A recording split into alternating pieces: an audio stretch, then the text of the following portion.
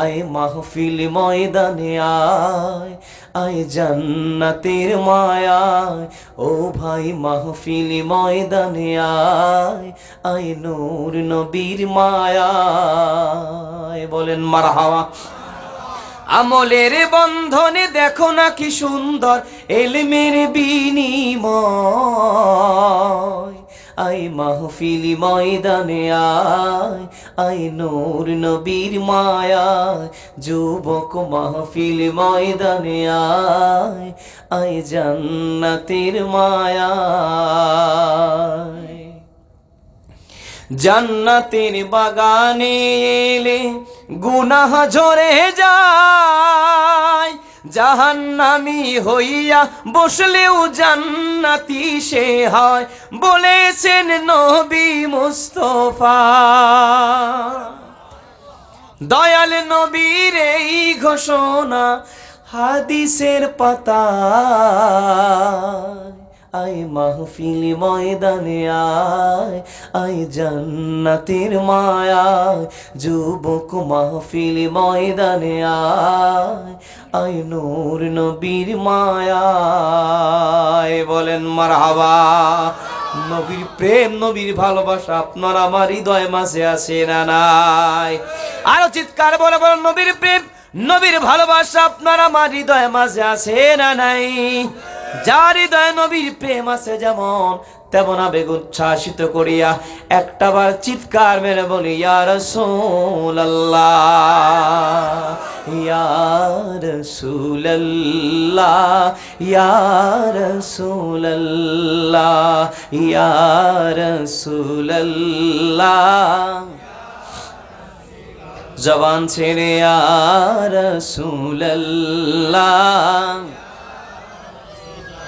পাই যদি নবী গো আপনার দিদার, মোয়াতির যাতনা থাকিবে না আমার। দয়া যে করিয়া দিও গো দিদার ইয়া রাসূলুল্লাহ, ইয়া রাসূলুল্লাহ। নূরে ভরপুর রওজা তোমার, দেখিতে বড়ই বাসনায় আমার। আমি কবে যাব মদিনায়, প্রশ্ন জাগে মনে। আমি কবে যাব মদিনায়, প্রশ্ন জাগে মনে। ডেকে লও রাসূলুল্লাহ, রওজা পাকের কিনারে। ডেকে লও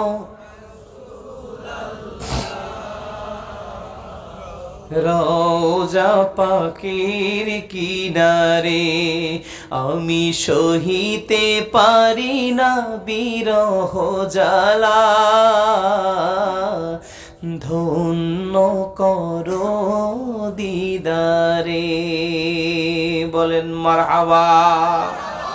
এই ডেকে লও রাসূলুল্লাহ গজল আর এর আগেও দুই একবার শুনছি কি শুনি নাই? কথা বলেন না যে? কারা কারা শুনছেন হাত গুলো দেখি তো। মাশাআল্লাহ, হাত নামা। আমার গজল আপনাদের পক্ষে অনেক আগেই চলে এসেছে। অনেকে কালো মানুষটাকে দেখছেন প্রথম, কিন্তু আমার গজল আপনাদের পকেটে অনেক পুরান। যাই হোক প্রিয়, শুধু এই জন্য মাঝে মাঝে নবীর মহাব্বতে দিয়ে একটি নাতে মুস্তাফার লাইন কাসিদা আপনাদেরকে নিয়ে একটু বলবো। কি কষ্ট হবে? বেজার হবে? আমার আলোচনায় কষ্ট পাচ্ছেন? কেউ কি বেজার হচ্ছেন? কারা কারা বেজার? দু হাত তুলে দেখা। মাশাআল্লাহ, কষ্ট করে আসলাম, মূলত বেজার হয় নাই। ভাইজান হাত তুলে বলতে চেয়েছেন হুজুর বেজার হই নাই, শুধু লারা দেওয়াটা বাকি ছিল। আল্লাহ পাক ধৈর্য ধারণ করে আমলের নিয়তে আমাকে বলবার, আপনাদের শুনবার তৌফিক দান করুন। সকলে বলুন আমিন। আর জোরে বলুন আমিন। মুহাব্বতের সাথে বলুন সাল্লাল্লাহু আলা সাল্লাল্লাহু আলাইহি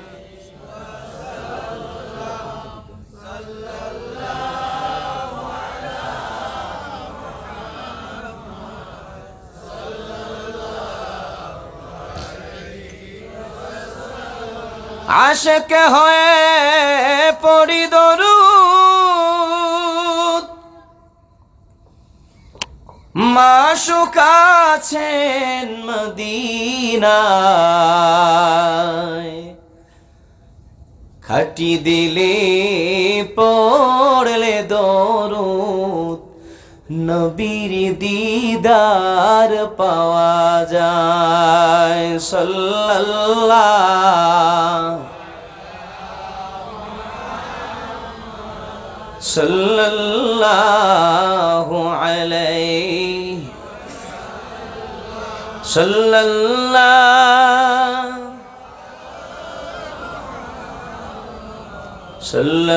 সাল্লাল্লাহু আলাইহি। সম্মানিত হাজিরিন, আমি আলোচনার শুরুতে আপনাদের মাঝে পবিত্র কোরআনুল কারীম থেকে দুখানা আয়াত তেলাওয়াত করেছি। আমি চেষ্টা করব আয়াত দুখানাকে আবর্তন করে আমলের নিয়তে কিছু কথা বলবার, আমাকে বলবার, আপনাদেরকে শুনবার, আমাকে আমলের নিয়তে বলবার, আপনাদেরকে আমলের নিয়তে শুনবার তৌফিক দান করুন। সকলে দিল খুলে বলুন আমিন। আরো জোরে বলুন আমিন। প্রিয় সুধী, আল্লাহ সুবহানাহু ওয়া তাআলা চান না তার আদরের গোলামটা এই বনি আদম জাহান্নামে যাক, এটা আল্লাহ পাক চান না। বরং আল্লাহ পাক চান আমার আদরের গোলামটা যেন আমার চিরস্থায়ী জান্নাতের মেহমান হয়ে যায়। আর জোরে বলা যাবে না সুবহানাল্লাহ? মালিক চান না আমার আদরের গোলামটা জাহান্নামে হয়ে যাক। পরওয়ারদিগারে আলম চান আমার আদরের গোলামটা যেন আমি মালিকের চিরস্থায়ী জান্নাতের মেহমান হয়ে যায়। ভাইরা আমার, রব্বে কারীম আরশে আজিম থেকে জগৎবাসী তার গোলামদেরকে জানায় দিলেন, রে গোলাম, দুটা যোগ্যতা যদি তোমার এই 3.5 হাত বডির ভিতরে সেট করে নিতে পারো, যদি তুমি তোমার জীবনে দুটা যোগ্যতা অর্জন করে নিতে পারো, আমি মালিক তোমাকে সাধারণ জান্নাতের মেহমান বানাবো না, ছোটখাটো জান্নাত দিব না, বরং আমার সব চাইতে ভিআইপি জান্নাত, আমার জান্নাতুল ফেরদাউসের মেহমান তোমাকে বানায় দিব। আর জোরে বলেন সুবহানাল্লাহ। তোমার এই 3.5 হাত বডির ভিতরে দুটো যোগ্যতা সেট করতে হবে। কয়টা? হাত জায়গায় দেখান কয়টা? আমার সাথে কথা বলেন, চিৎকার মেরে বলেন কয়টা?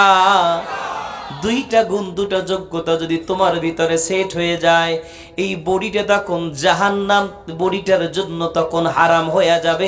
এই তোমার 3.5 হাত বডিটা আমি পরওয়ারদিগারের জান্নাতের উপযুক্ত হয়ে যাবে। জোরে বলেন আল্লাহু আকবার। আরো জোরে বলি আল্লাহু আকবার। 1 নাম্বার যোগ্যতা বান্দা তোমার থাকতে হবে ঈমান। ইন্নাল্লাযীনা আমানু ওয়া আমিলুস সলিহাত।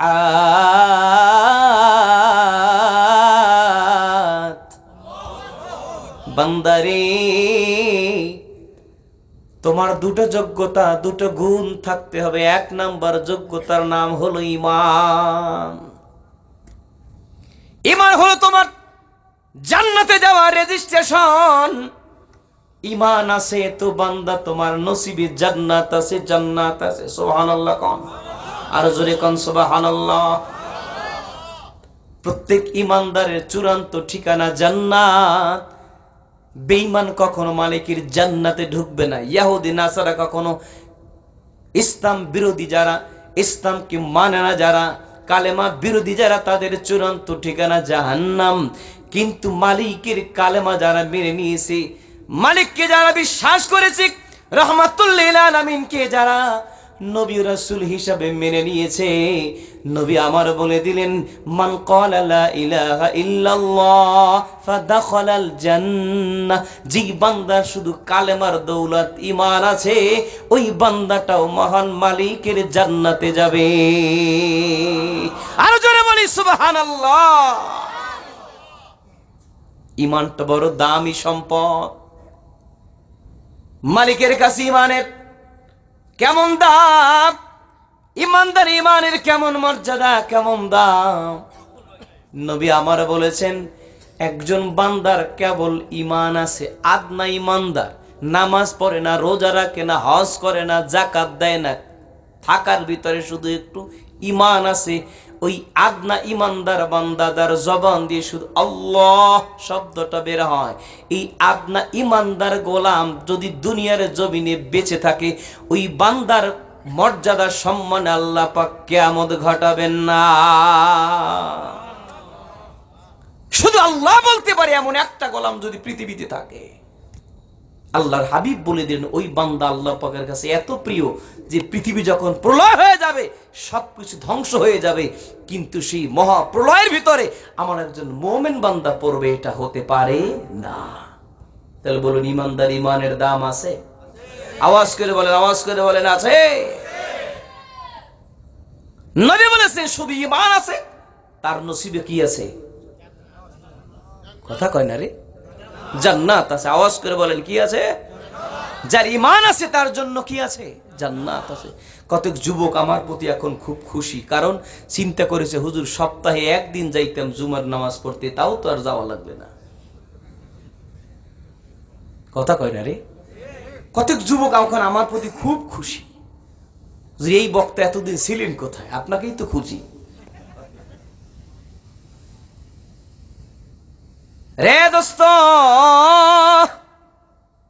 ঈমান আছে তো জান্নাত আছে, নবীর এই কথায় কোনো সন্দেহ নাই। নবী যেদিন মসজিদ নববীতে বসে বললেন, মান ক্বালা লা ইলাহা ইল্লাল্লাহ ফাদাখালাল জান্নাহ, নবীর প্রিয় সাহাবী হযরত আবু হুরায়রা রাদিয়াল্লাহু তাআলা আনহু তৎক্ষণাৎ মসজিদ থেকে নবীজির জুতা মুবারক বগল নিয়ে মদিনার গলিতে দৌড় মেরেছেন। নবী বলেছেন, যে ঈমান পর ঈমান আমান করেছে সে জান্নাতে যাবে। এই সংবাদ তো পৃথিবীর সবাইকে জানানো দরকার। মদিনার অলিতে গলিতে তিনি ছড়িয়ে পড়লেন, যাতে কেউ জিজ্ঞেস করলে বলা যায় যে আমি নবীর কাছ থেকে আসছি। তাই প্রমাণস্বরূপ নবীজির জুতা দুটা তার বগলে নিয়ে রওনা করছেন। মদিনার গলিতে যে রওনা করলেন, নসিব খারাপ, পড়ে গেলেন সর্বপ্রথম যার সামনে, তিনি ছিলেন নবীর কলিজার টুকরা সাহাবী হযরতে ওমর রাদিয়াল্লাহু তাআলা। আধ্যাত্মিক জগতের সম্রাট হযরত ওমরের সামনে পড়ে গেলেন নবীর আরেকজন কলিজার টুকরা সাহাবী হযরতে আবু হুরায়রা রাদিয়াল্লাহু তাআলা। জিজ্ঞেস করলেন, ভাই রে কোথায় রওনা? বড় একটা ভিআইপি সংবাদ নিয়ে মদিনার গলিতে আমি বেরিয়ে পড়েছি। যেহেতু তোমাকে আমি পেয়ে গিয়েছি, তা আমার আরেকজন প্রচার সম্পাদক বেড়ে গেল। কি সেই সংবাদ, কি সেই ভিআইপি খবর? সংবাদটি হলো, রাসূল বলেছেন, মান ক্বালা লা ইলাহা ইল্লাল্লাহ ফাদাখালাল জান্নাহ। সংবাদটা শুনে তো খুশি হওয়ার কথা, কিন্তু হযরতে ওমর রাদিয়াল্লাহু তাআলা আনহু সংবাদ শুনে খুশি হবেন তো দূরের কথা, জামার আস্তিনটাকে একটা টান মেরে দ্রুত এক বক্সিন তাকে লাগাই দিলেন। এক বক্সিন মারে দিলেন, এক আঘাতে চিত হয়ে পড়ে গেল হযরতে আবু হুরায়রা রাদিয়াল্লাহু তাআলা আনহু। প্রিয় সুধী, কে হযরতে ওমর?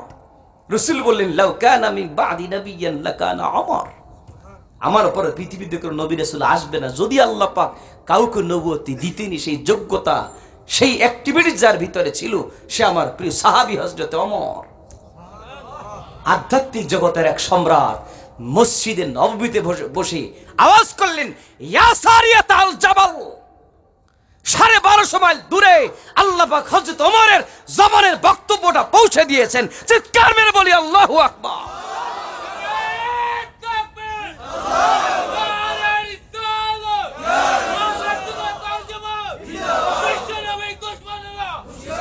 প্রিয় সুধী ভাইরা আমার, আধ্যাত্মিক জগতের সম্রাট হযরতে ওমর, যার শাসন আমলে মদিনার কে কি স্বপ্ন দেখে সেই পর্যন্ত খবর যার কাছে থাকে, সে হযরতে ওমর।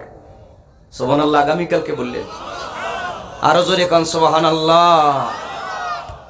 হযরত আলী রাদিয়াল্লাহু তাআলা আনহু বলতেছেন, আমি একদিন হযরত ওমরের শাসন আমলে আমি একদিন স্বপ্নে দেখতেছি কি, মসজিদে নববীতে রাহমাতুল লিল আলামিন ইমামতি করছেন। নামাজ যখন শেষ হয়ে গেল, কে যেন বারান্দা থেকে আওয়াজ করেছে, কে আছো? সাহাবীরা আমরা তাকায় বারান্দার দিকে নজর করে দেখলাম একজন মহিলা, যার মাথায় এক ঝুড়ি খেজুর নিয়ে মহিলাটা দাঁড়ানো। মহিলা বলতেছেন, কে আছো? নবীর সাহাবীরা, আমার বাগানের পয়লা খেজুর আমি আমার রাহমাতুল লিল আলামিন মায়ার নবীজির জন্য হাদিয়া নিয়ে আসছি। রাহমাতুল লিল আলামিনের কাছে খেজুরের ঝুড়িটা পৌঁছে দাও, নবীজি নিজে খাবেন। নবী তার সাহাবীদের মাঝে আমার বাগানের পয়লা খেজুর বরকতের জন্য বন্টন করে দিবেন। রাহমাতুল লিল আলামিনের সামনে যেই না খেজুরের ঝুড়িটাকে পেশ করা হলো, নবীজি নিজে একটা খেজুর খেলেন, প্রত্যেক সাহাবীকে একটা একটা করে খেজুর বন্টন করে দিলেন। কয়টা? আপনারা একটু বক্তার সাথে কথা একটু কম বলেন এই দেশে, না? কয়টা? আওয়াজ করবেন, কয়টা? হযরত আলী রাদিয়াল্লাহু তাআলা আনহু বলেন, আমাকেও নবীজি একটা নবীজি একটা খেজুর আমাকেও হাদিয়া স্বরূপ পেশ করে দিলেন। আমি খেজুরটাকে মুখে নিয়ে খাবার শুরু করলাম। হঠাৎ করে মসজিদে নববীতে আজান শুরু হয়ে গেল। যেই না আজান শুরু হয়ে যায় তো আমার কানে আজান পৌঁছে গেলে ঘুম ভেঙে যায়। কিন্তু বড় মজার ব্যাপার, নবীজির দেয়া স্বপ্নের খেজুরের বিচি আমি আলীর মুখে এখনো আছে। মোদের নবী হায়াতুন নবী আসেন জিন্দা হালে, উম্মতে লাগি দোয়ায় রত আছেন সাজ সকালে। উম্মতেরা করছে কি কাজ নবী দেখতে পায়, সেই নবীকে মুর্দা বলা গোমরাদের মানা। আরো জোরে কান, ঠিক না ঠিক? হযরত আলী বললেন, নবীজির দেয়া স্বপ্নে সেই খেজুরের আটিটা দেখতেছে আমি আলীর মুখে এখনো আছে। যাই হোক, আমি নামাজের প্রস্তুতি গ্রহণ করিয়া মসজিদ নববীতে হাজির। আমিরুল মুমিনিন হযরত ওমর রাদিয়াল্লাহু তাআলা আনহুর শাসনামলে তিনি মসজিদ নববীতে ইমামতি করলেন। নামাজ যখন শেষ হয়ে গেল, কে যেন বলতেছে, কে আছো? আমিরুল মুমিনিনের কাছে আমার বাগানের পয়লা খেজুর হাদিয়া স্বরূপ নিয়ে এসেছি। আমিরুল মুমিনের কাছে আমার বাগানের পয়লা খেজুরের ঝুড়িটা একটু পৌঁছে দাও।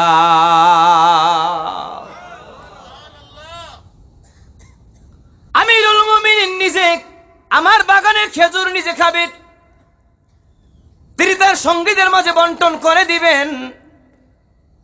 হযরত ওমর ফারুক রাদিয়াল্লাহু তাআলা আনহুর সামনে যেই না খেজুরের ঝুড়ি পেশ করা হলো, নিজে একটি খেজুর খেলেন, প্রত্যেক সঙ্গীদেরকে সামনে যারা ছিলেন প্রত্যেককে একটা একটা খেজুর বন্টন করে দিলেন। সুবহানাল্লাহ।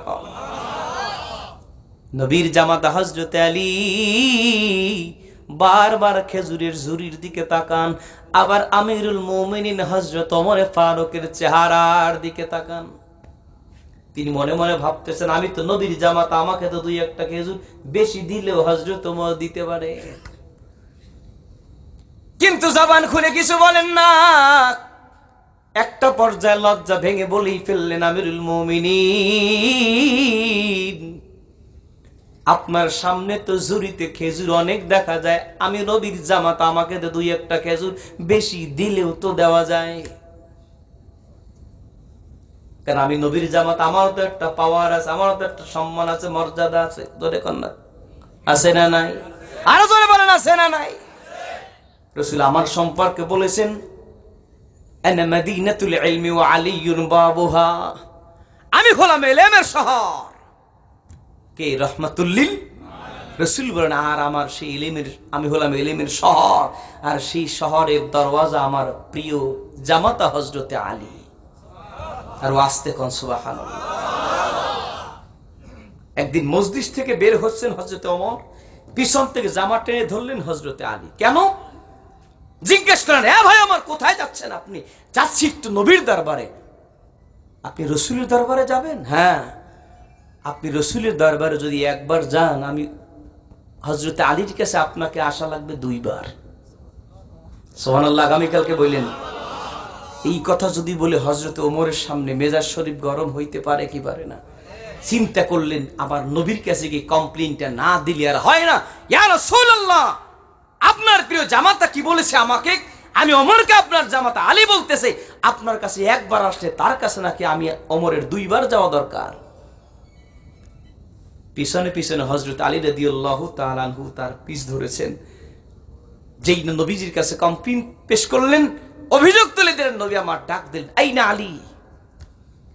পর্দার অপর পাশে ছিলেন হযরত আলী রাদিয়াল্লাহু তাআলা আনহু দাঁড়ানো। তিনি বের হয়ে নবীর সামনে এসে দাঁড়িয়ে গেলেন। লাব্বাইকা ওয়া সাদাইকা ইয়া রাসূলুল্লাহ। সুবহানাল্লাহ। আলী, তুমি কি এরকম কথা বলেছো? জি হুজুর, আমি বলেছি, তবে আমি আমার থেকে বলিনি, আমি আমার রাসূলের থেকে বলেছি। আর জোরে বলা যাবে না সুবহানাল্লাহ? আমার থেকে বলেছে বলে, হ্যাঁ। ওগো মায়ার নবীজি, আপনি বলেছেন আনা মাদিনাতুল ইলমি ওয়া আলিয়ুন বাবুহা। ইয়া রাসূলুল্লাহ, আপনি বলেছেন আমি হলাম ইলমের শহর, সেই শহরের দরজা আমার জামাতা হযরতে আলী।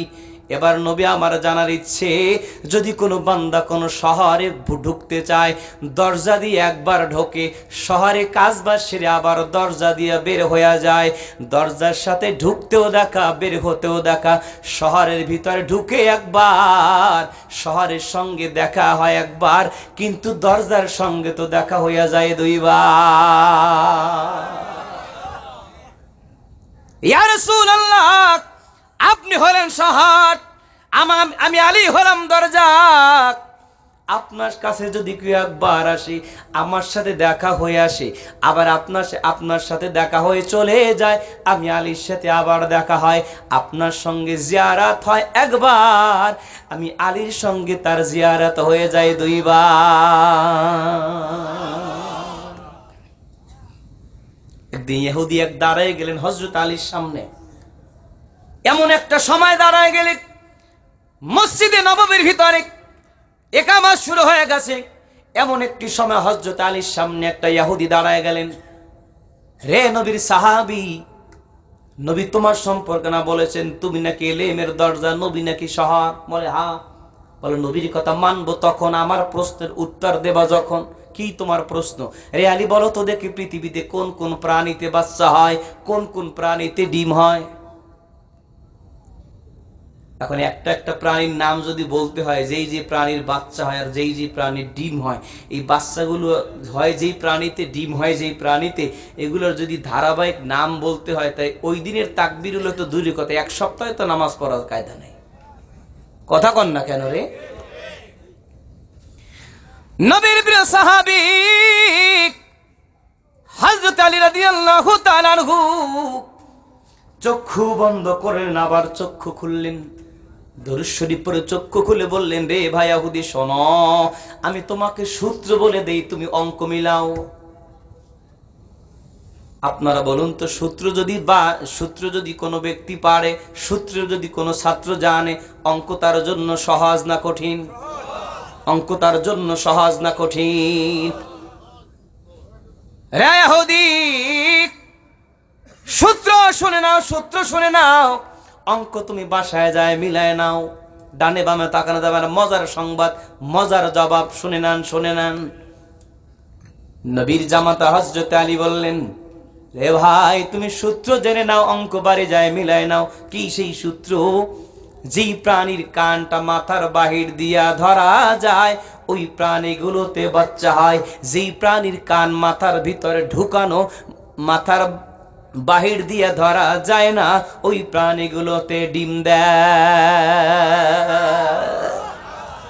দেয়। এবার তুমি যে বাসায় যায়, এই ইহুদি তুমি যে বাসায় যে অঙ্কটা মিলাই নাও, আপনারাও মাহফিলের শেষে বাড়িতে যাইয়া বালিশখানা মাথায় দিয়ে হিসাব মিলাবেন যে হযরত আলীর জবাবটা ঠিক না বেঠিক। বন্ধুরা রে আমার, মসজিদে নববীতে হযরত আলী বললেন, রে ভাই আমার, ঝুড়ির ভিতরে তো খেজুর আছে, কি মনে আছে না? আমাকে তো খেজুর দুই একটা বেশি দিলেও দেওয়া যায় রে। হযরত ওমর বলতেছেন, আধ্যাত্মিক জগতের সম্রাট হযরত ওমর বলতেছেন, রে নবীর জামাতা আলী, গত রাতে যদি রাহমাতুল লিল আলামিন স্বপ্নে তোমাকে দুইটা খেজুর দিতেন, আমি ওমর এখন তোমাকে দুটাই খেজুর দিয়ে দিতাম।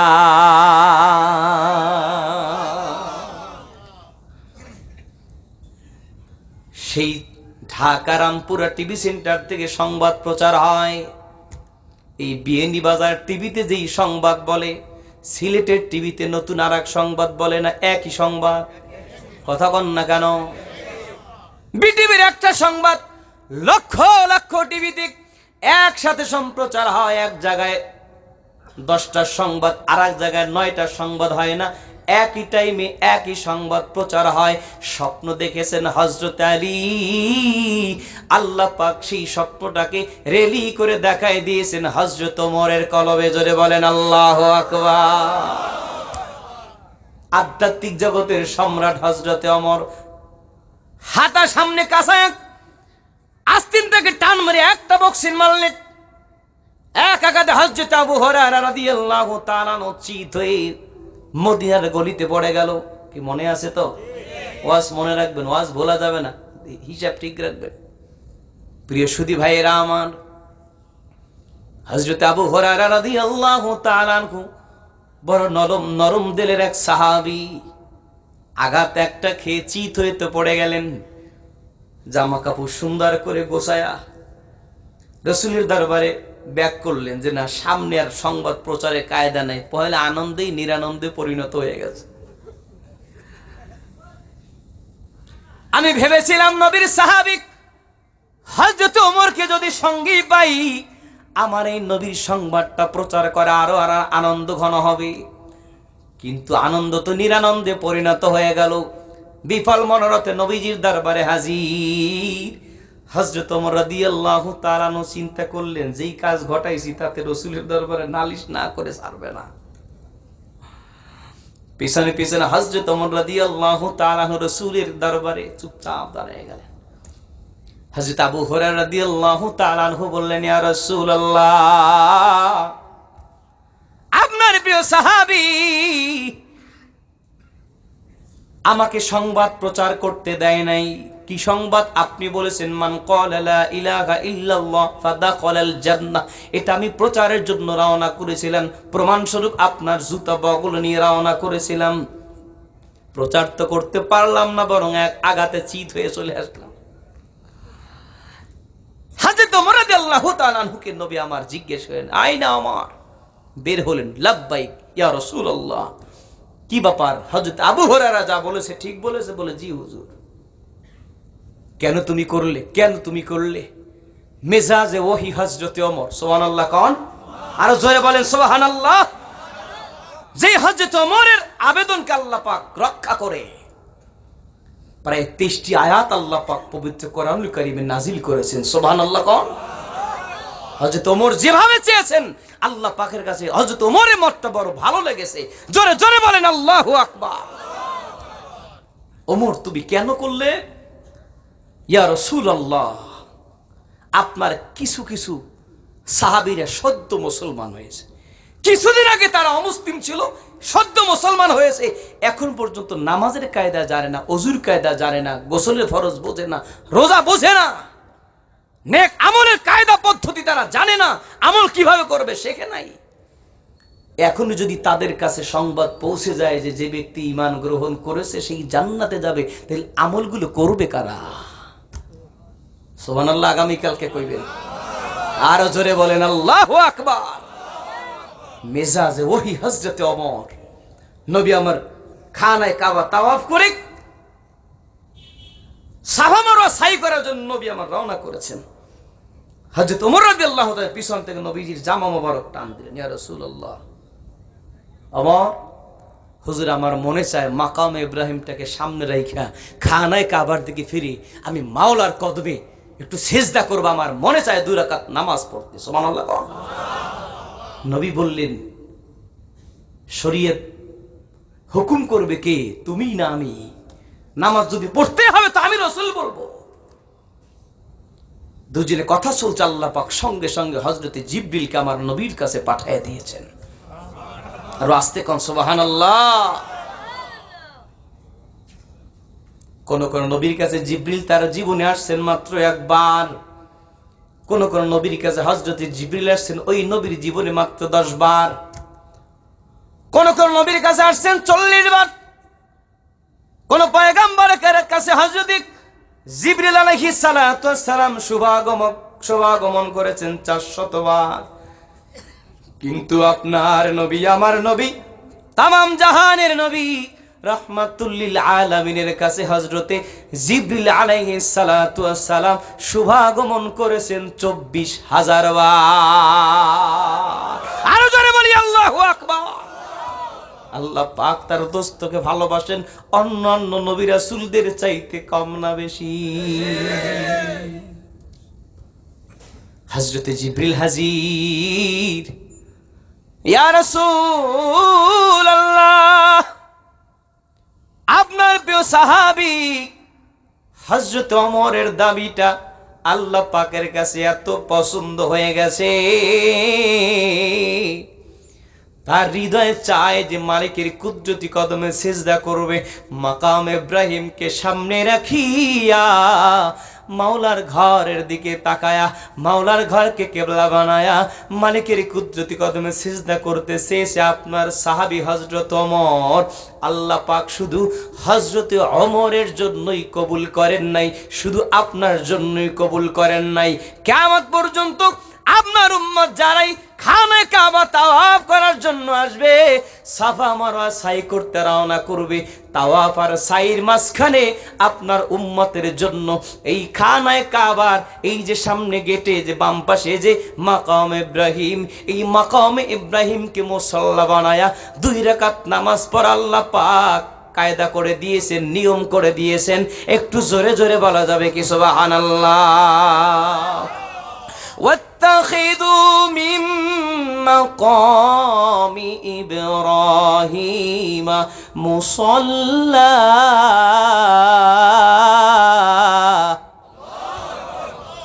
মাকাম ইব্রাহিম কি মুসাল্লা বানাও, মুসাল্লা বানাও, নামাজের জায়গা বানাও। হযরত ওমরের মত আল্লাহ পাক বড় ভালো লেগেছে, সুবহানাল্লাহ কোন। যাই হোক ভাইরা আমার, যে কথাটি বলেছিলাম পেছনে ফিরি। হযরত ওমর বলেন, ইয়া রাসূলুল্লাহ, এই সংবাদ যদি এখনই যদি উম্মতের মাঝে প্রচার হয়ে যায়, যারা এখন পর্যন্ত নামাজের কায়দা কানুন জানে না, ইবাদত বন্দেগীর পদ্ধতি জানে না, নবীর থেকে দিন এখন পর্যন্ত শিক্ষা গ্রহণ করতে পারে নাই, তারা আমল ছেড়ে দিবে, আমল ছেড়ে দিবে, আমল ছেড়ে দিবে। এই জন্য আমি চিন্তা করেছি, আমি যদি মুখ দিয়ে বলি হযরতে আবু হুরায়রা যদি না শোনে, এমন একটা কায়দা করতে হবে যাতে এক কায়দায় যেন হযরতে আবু হুরায়রা পিস ব্যাক করে। এই জন্য আমি আমার হাতটাকে কন্ট্রোল করতে পারি নাই, হাতটাকে লাগাই দিয়েছি। সুবহানাল্লাহ কোন। নবী আমার বেজার হন না, বরং খুশি হলেন, কারণ হযরত ওমরের ইজতিহাদ সঠিক ছিল। একটু জোরে জোরে বলুন তো সুবহানাল্লাহ। হযরত আবু হুরায়রা রাদিয়াল্লাহু তাআলা আনহু ইজতিহাদ কি ব্যাটিক ছিল নাকি? তিনি চিন্তা করলেন, নবীর থেকে এরকম ভিআইপি একটা সংবাদ এটা উম্মতকে কেমন করে না জানাইয়ে পারা যায়, কারণ নরম দিলের মানুষ তো সব বলে দিবে। সুবহানাল্লাহ। হে যুবক ভাই, ঈমান আছে তো জান্নাত আছে, আমার প্রতি এত খুশি হয়ে লাভ নাই। একটু গভীর মনোযোগ, ছোট্ট একটা গল্প শোনাইয়া বিষয়টাকে একটু ক্লিয়ার করে দেই। ঘরের দরজায় মুসাফির এসে নক করেছে, কে আছো? ভিতর থেকে আওয়াজ করেছেন, কে আমার ঘরের দরজায়? মুসাফির বলতেছে, মা গো, আমি একজন মুসাফির, আমাকে কি 1 টাকা দান করা যায় রে মা? আমি তোমার জন্য দোয়া করি, আল্লাহ তোমাকে 70 টাকার মালিক বানাই দেবে। মহিলাদের মন পুরুষের চাইতে একটু নরম না শক্ত? জোরে কর, নরম না শক্ত? মহিলাদের মন নরম। মহিলার কাছে তার স্বামী জমা রেখেছিলই মাত্র 1 টাকা। চিন্তা করলো 1 টাকায় নাকি 70 টাকার মালিক হওয়া যায়। মহিলার মন তো নরম, তাই নরম মনে দয়ার সঞ্চার হলো। 1 টাকা স্বামীর তার কাছে গচ্ছিত ছিল, সেই টাকাটা সে মুসাফিরকে দিয়ে দিল। কিছু সময় পরে স্বামী বাসায় ফিরে স্ত্রীকে ডেকে ডেকে বললেন, বিবি রে, টাকাটা দাও তো, বাজার করতে হবে। বলুন তো, ঘরে যদি বাজার সদাই না থাকে, চিন্তা বেশি কার, স্বামীর না স্ত্রীর? কি বাজার সদাই করাবো, কি খাওয়াবো, টেনশন তো স্বামীর। স্বামী যেই না জিজ্ঞেস করলেন, এবার স্ত্রী বলতেছেন মুস্কি হেসে দিয়ে, দেখেন টাকা তো একটা ছিল আমার কাছে, কিন্তু আমি তো সে টাকাটা মুসাফিরকে দিয়ে দিয়েছি। আগের জমানায় 1 টাকার তো অনেক দাম ছিল, ছিল কি ছিল না? শায়েস্তা খার আমলে 1 টাকা 8 মণ চাল পাওয়া যাইত। কোন গ্রামে যদি 5 টাকা একটা গরু কিন্তু আজ থেকে 70, 80, 90, 100 বছর আগে, ওই গরুটাকে দেখার জন্য 2-4 থানা দূর থেকে গরু দেখতে আসতো, যে 5 টাকা দামের গরু। কথা কর না কেন? কারণ তখন টাকা অনেক মূল্য ছিল, অনেক দাম ছিল। প্রিয় সুধী, স্বামীর একটা পর্যায়ে মেজাজ বেশি খারাপ হয়ে গেল, ছিলই মাত্র 1 টাকা, তাও দিয়ে দিলে মুসাফিরকে। মেজাজ একটু বেশি গরম হয়ে গেলে স্ত্রী ঘাটটাকে নয়া ধাম ধাম উত্তম মাধ্যম দিয়ে একটা বসাই দিয়েছে। আবার স্ত্রীর মনটা তো বড় খারাপ, হায় হায়, নিজে খাইলাম না, বাবার বাড়ি পাঠাই দিলাম না, ভাইকে দিলাম না, দিলাম তো আল্লাহর ওয়াস্তে মুসাফিরকে, আমাকে থ্যাংক ইউ না দিয়ে আমাকে উত্তম মাধ্যম দিল। মনের কষ্টে পুকুরের কিনারায় যাইয়া ছোট্ট একটা কাঠ হাতে নিয়ে এখন মাটির উপরে খুটখুট করে এরকম আঘাত করতেছে।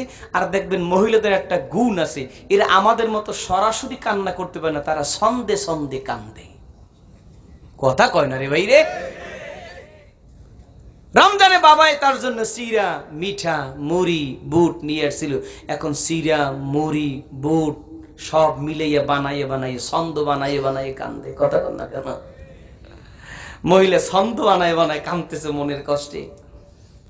যাই হোক, ওই হাতে যে ছোট্ট লাঠিটা ছিল, লাঠির দিয়ে যে মাটির উপরে আঘাত করতে করতে অল্প অল্প মাটি সরতে সরতে হঠাৎ করে মহিলা দেখতে পেল যে কি যেন জল জল করে উঠেছে। আশ্চর্য হয়ে গেল, ব্যাপার কি? দৌড়ে গেল ঘরের ভিতরে, বিলকিসের বাবা আসেন তো, দেখেন তো কি যেন দেখা যায়। এবার বিলকিসের বাবা মাটিটাকে সরাই দেখতেছে একটা স্বর্ণ মুদ্রা। আরো জোরে কন। এবার স্বামী স্ত্রী দুইজনে কি খুশি না বেজার? চরম খুশি।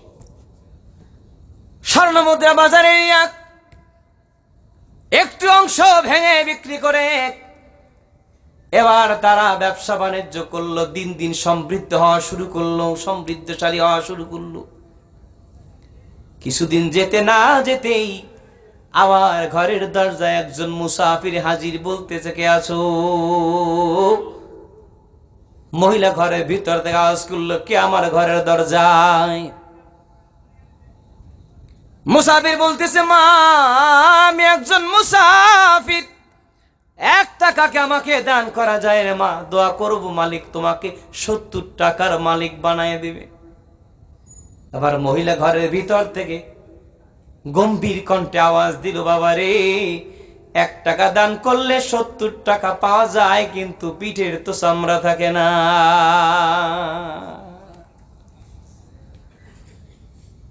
রে বাগের ডিল্লার আমার ভাইরা, ঈমান আছে তো জান্নাত আছে, সন্দেহ নাই। ঈমান আছে, জান্নাতে যাওয়া যাবে, তাতে সন্দেহ নাই। কিন্তু নেক আমল না কইরা যদি দুনিয়ার জমিন থেকে বিদায় হইয়া যাও, জাহান্নামের শাস্তি খাটতে খাটতে একদিন জান্নাতে যেতে পারবে, কিন্তু পিঠের ছাল আর চামড়ার খবরও থাকবে না। কথা কর না কেন? আরো জোরে কান, ঠিক না বেঠি? রে বন্ধু, ঈমানের চূড়ান্ত ঠিকানা মালিকের জান্নাত, কিন্তু সেই ঈমানটা পাওয়ারফুল থাকে, ঈমানটা মজবুত থাকে ভালো আমলে, নেক আমলে। এজন্য আমার আল্লাহ পবিত্র কোরআনুল কারীমের যেই জায়গায় বলেছেন ঈমান, সঙ্গে সঙ্গে বলে দিয়েছেন ওয়া আমিলুস সলিহাত, ভালো আমল, নেক আমল। শরণাকান্তি সামনে আসেন, আমার সামনে আসেন না, এই রোডটা ফাঁকা করে দেন, এটা আমার সাউন্ডের রাস্তা। ভাইরা আমার, আল্লাহ পাক যে জায়গায় বলেছেন ঈমান, সঙ্গে সঙ্গে বলেছেন ভালো আমল। জোরে বলেন, ঈমানের সঙ্গে বলেছেন কি আমল? ওয়াল আসর ইন্নাল ইনসানা লাফি খুসর ইল্লাল্লাযীনা আমানু ওয়া আমিলুস সালিহাত। সুবহানাল্লাহ। কোন ওয়াত্তিন ওয়াজ-যাইতুন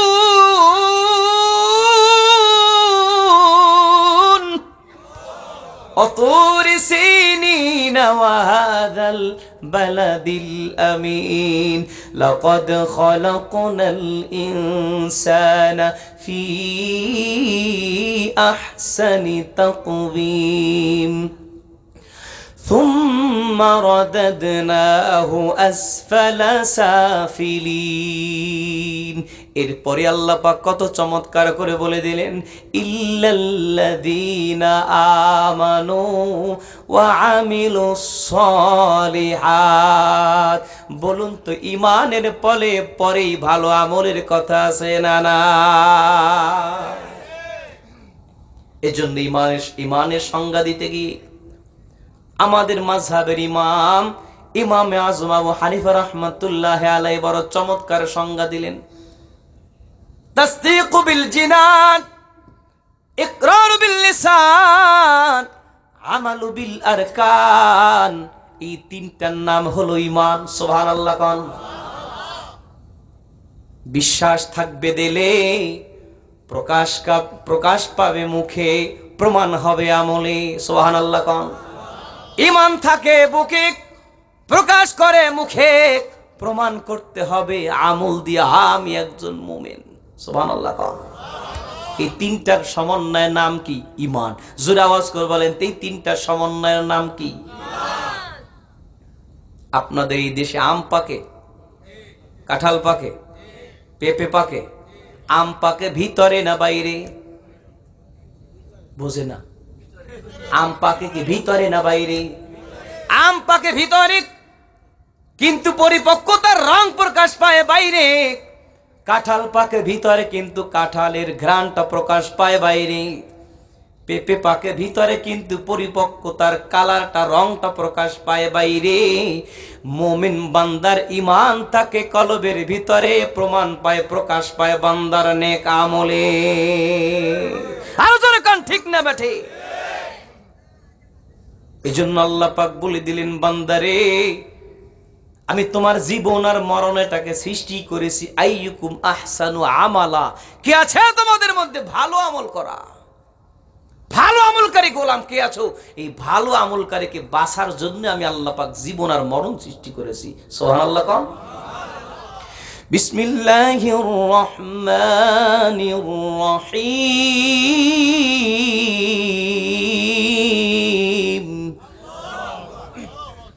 الذي خلق الموت والحياة ليبلوكم أيكم أحسن عملا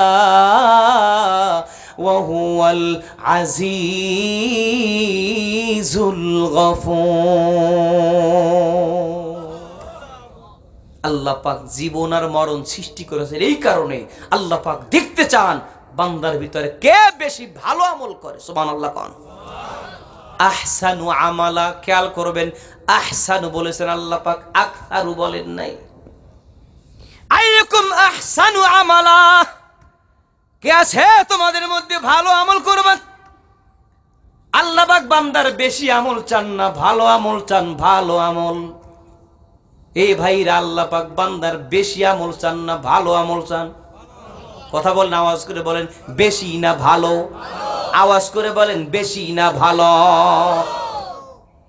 এজন্য নুরানি ক্লাসে মক্তবে ছোট্ট সোনামণিদেরকে একখানা হাদিস পড়ানো হয়, আখলিস দীনাকা ইয়াকফিকাল আমালুল কলিল।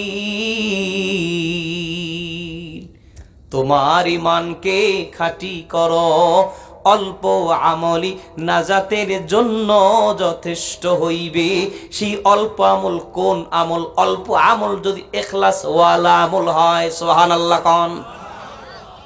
মজবুত ইমানদারের যদি ইখলাস পূর্ণ অল্প আমলও যদি হয়, আল্লাহ পাকের কাছে ওই অল্প আমল বান্দার নাজাতের জন্য যথেষ্ট হয়ে যেতে পারে। প্রিয় হাজিরিন ভাইরা আমার, আল্লাহ পাক চান কি বান্দার বেশি আমল না ভালো আমল? তো আর একবার আওয়াজ করে বলেন, বেশি না ভালো? এখন তাহলে আপনার আমার কাজ কি? আমল করতে থাকা, করতে থাকা, করতে থাকা। গোলামের কাজ গোলামি করতে থাকা। কোন দিনের কোন আমলটা আল্লাহর কাছে ভালো বলে গণ্য হয়ে যায়, এটা বান্দার জানা নাই, বান্দার জানা নাই, বান্দার জানা নাই। এই জন্য রে যুবক, সপ্তাহে এক ওয়াক্ত মসজিদে আইসা গেলে হাজিরা দিয়ে বলল না এটা আমার ভালো আমল, ওই আমলটা তো মাওলার কাছে কবুল নাও হতে পারে। জোরে কান ঠিক না বেঠি? আমল করতে হবে কতক্ষণ? আল্লাহ পাক কোরআনুল কারীমের মধ্যে জানাই দিলেন, ওয়া'বুদু রাব্বাকা হাত্তা ইয়াতিয়াকাল ইয়াকিন। বান্দা তোমার রবের গোলামি করো ততক্ষণ, মরণ আসবে না যতক্ষণ। হাত্তা ইয়াতিয়াকাল ইয়াকিন আই ইনদাল মাউত, মৃত্যু আসা পর্যন্ত বান্দা তুমি তোমার পরওয়ারদিগারের গোলামি করতে থাকো, করতে থাকো, করতে থাকো। একটু জোরে জোরে মুহাব্বতের সাথে বলুন সুবহানাল্লাহ। এজন্য বলি যুবক ভাই, তুমি শুধু মসজিদে সপ্তাহে এক ওয়াক্তের মুসল্লি হইও না, তুমি ঈদ আর কোরবানির মুসল্লি হও না রে ভাই। সবে বরাদার সবে কদরের মুসল্লি হইয়া মনে করেছো নাকি বড় ভালো আমল হয়ে গেছে, বড় ভালো আমল হয়ে গেছে? তুমি যদি সত্যিকারের মুমিন হতে হয়, মালিকের সত্যিকার আপন গোলাম হতে, আলম ইবাদত করতে থাকতে হবে, করতে থাকতে হবে। কারণ জানা নেই কোন দিন আমল মাওলার কাছে বড় পছন্দনীয় আমল হবে। জোরে কান ঠিক না বেঠি? নবী আমার বলতেছেন, একজন স্বভাব খারাপ, একদম কঠিন অসচ্চরিত্রী একটা নারী রাস্তা দিয়ে যাচ্ছে, এমন একটা পথ দিয়া যেই পথের ডানে বামে দুই একটা কূপ ছাড়া কিছু নেই, শুধু ধু ধু মরুভূমি। মহিলাটা পথ দিয়ে যাচ্ছে, হঠাৎ করে মহিলার চোখের সামনে পড়ে গেল একটা তৃষ্ণার্ত কুকুর। যেই কুকুরটা কূপের পাশে শুয়া শুয়া কূপ থেকে পানি তো তুলে খেতে পারে না, জিহ্বাটাকে টানা লম্বা করে বের করে দিয়েছে। এবার কূপের কিনারায় শুয়া শুয়া জিহ্বাটাকে লম্বা করে বের করে দিয়ে মাটি আর বালু চাটে। ওই মহিলাটার আমল বড় খারাপ ছিল, বড় বদকার ছিল। মহিলা রাস্তা দিয়ে যাচ্ছে, হঠাৎ করে তার চোখে পড়ে গেল আল্লাহ পাকের একটা সৃষ্টি কুকুর, তৃষ্ণার্ত কুকুরটা যেই না তার চোখে পড়ে যায়। মহিলা চিন্তা করলো, হায় হায়, জীবনে কত অপরাধ না আমি করে ফেলেছি। আল্লাহ পাকের সৃষ্টি একটা কুকুর কষ্ট পাচ্ছে, আমি একটু খেদমত করি। তার কলিজার ভিতরে আল্লাহ পাক হৃদয়ের ভিতরে একটা ভালোবাসার সঞ্চারণ করে দিলেন। সুবহানাল্লাহ কোন। মহিলা তার চামড়ার মোজাটাকে খুলে কূপের ভিতরে ছেড়ে দেয়া মোজা ভর্তি করে পানি সংগ্রহ করে তৃষ্ণার্ত কুকুরটার মুখের ভিতরে ঢেলে দিয়েছেন। সুবহানাল্লাহ। আগামীকালকে কোন সুবহানাল্লাহ বলার অভ্যাস এখনো করাইতে পারলাম না। একটু আর একবার আওয়াজ করে বলেন সুবহানাল্লাহ। হাত তুলে বলেন, হাত তুলে বলেন আল্লাহু আকবার, নারায়ে তাকবীর। প্রিয় সুধী, তৃষ্ণার্ত কুকুরটার মুখের ভিতরে যেই না সে পানি ছেড়ে দিলেন, তৃপ্তি সহকারে পানি পান করে কুকুরটা যেই না চলে যাচ্ছিল, অমনি গায়ের থেকে আওয়াজ ভেসে আসলো, রে আমার প্রিয় বান্দি, জীবনে অপরাধ কম কারণে, কিন্তু আমি মালিকের একটা সৃষ্টিকে দয়া করেছো। আমি সৃষ্টির স্রষ্টা আল্লাহ পাক তোমার জন্য আমার রহমতের দরজা, রহমতের ডানাটাকে বিছায় দিলাম, তোমার জিন্দেগীর তামাম গুনাহ খাতা মাফ করে দিলাম। আর জোরে বলেন আল্লাহু আকবার। আল্লাহ পাক এর হাবিব বলে দিলেন, ইরহামু মান ফিল আরদ ইয়ারহামুকুম মান ফিস সামা। যারা সৃষ্টির প্রতি দয়া দেখায়, সৃষ্টির স্রষ্টা আল্লাহ পাক তার জন্য তার রহমতের ডানাকে বিছায় দেয়। আর জোরে কোন সুবহানাল্লাহ। হাসরের দিন বলিবেন খোদা, হে আদম সন্তান, তুমি মোরে সেবা করো নাই যবে সিনু রোগে অজ্ঞান। মানুষ বলিবে তুমি প্রভু করতার, আমরা কেমনে লইব তোমার পরিচর্যার ভার। বলিবেন খোদা দেখনি মানুষ কেঁদেছে রোগের ঘরে, তারি শুশ্রূষা করিলে তুমি সেথায় পাইতে মোরে। ছোট্টবেলায় একটা কবিতা পড়েছি যার নাম মানব সেবা, লিখেছেন আব্দুল কাদির। এ বন্ধু, ওটা কবিতা নয় রে, কবিতা নয়, বরং নবীজির দীর্ঘ একখানা হাদিসের কাব্যানুবাদ। সুবহানাল্লাহ কান। কিয়ামতের দিন মালিক বলবেন, রে বান্দা, তুই তো আমাকে সেবা করস না, আমি তো অসুস্থ ছিলাম। বনি আদম বলবেন, মালিক আপনি তো অসুস্থ হন না, বরং অসুস্থ গোলামকে আপনি মালিক তো সুস্থ বানান। আল্লাহ পাক বলবেন, রে বান্দা, তোমার কথা ঠিক, আমি সুস্থতা দানকারী, তবে তোমার কাছে আমার একটা বান্দা অসুস্থ হইয়া, তোমার গাড়িতে চলছো, হঠাৎ করে তোমার কাছে হাত তুলে দিয়েছিল, রে ভাই আমি অসুস্থ, আমার অপারেশন, আমার কিডনি নষ্ট হয়ে গেছে, আমার হার্ট ব্লক হয়ে গেছে, আমার পা ভেঙে গেছে, আমি চরম অসুস্থ, আমাকে কিছু সাহায্য করা, আমাকে ঔষধ খেতে হবে, আমার চিকিৎসার জন্য টাকা দরকার।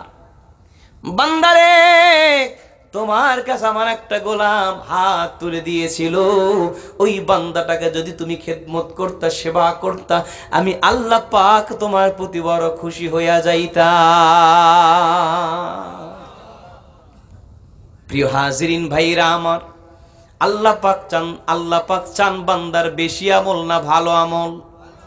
কথা কয় না রে ভাই রে, বেশি আমল না ভালো আমল? আমল করতে থাকতে হবে, করতে থাকতে হবে। বলবেন হুজুর আমল তো করি, নামাজ তো পড়ি, রোজা তো রাখি, হজ তো করি, যাকাত তো দেই, সুন্নতের আমল তো করি, কিন্তু কই রে ভাই, নামাজ তো চলতেছে, মিথ্যা তো যায় না, নামাজ পড়ি সঙ্গে সঙ্গে বিশ্বকাপ খেলা দেখার জন্য লাভ দিয়ে রাস্তায় নামে, আছে না নাই? কথা কন আছে না নাই? তাহলে বোঝা গেল নামাজ নামাজের মতো নামাজ হয় নাই। যদি বান্দার নামাজটা নামাজের মতোই নামাজ হইতো, যদি বান্দার নামাজটা মালিকের কাছে কবুল হয়ে যাইতো, ওই বান্দা মসজিদ থেকে বের হয়ে টিভির সামনে বসতে পারে না, ওই বান্দা নামাজ শেষ করেই সুদে টাকা লাগাইতে পারে না, ওই বান্দা নামাজ শেষ করেই মিথ্যা কথা বলতে পারে না, বান্দা নামাজ মসজিদ থেকে বের হয়ে আর একবার আইল ঠেলে খাইতে পারে না, মসজিদ থেকে বের হয়ে আর একবার গীবাত করতে পারে না, মসজিদ থেকে বের হয়ে পর্নারের দিকে তাকাতে পারে না। যদি বান্দা তাকায় ফেলে, গুনার সঙ্গে যদি বান্দা আবার লেগেই যায়, বোঝা গেল বান্দা নামাজ পড়েছে ঠিক, কিন্তু বান্দার নামাজ মালিকের দরবারে যায় না। জোরে জোরে কোন ঠিক না ঠিক? এজন্য নেক আমল কিভাবে কবুল হয়, শুধু কয়েকটা সাজেশন। আল্লাহ পাক যেন আমাকে আমল করার নিয়তে বলবার, আপনাদেরকে আমলের নিয়তে শুনবার তৌফিক দান করেন। আর একবার মহাব্বতের সাথে বলেন আমিন। আরো জোরে বলা যাবে কি আমিন? একটু জোরে সরে পড়ুন, সাল্লাল্লাহু আলা।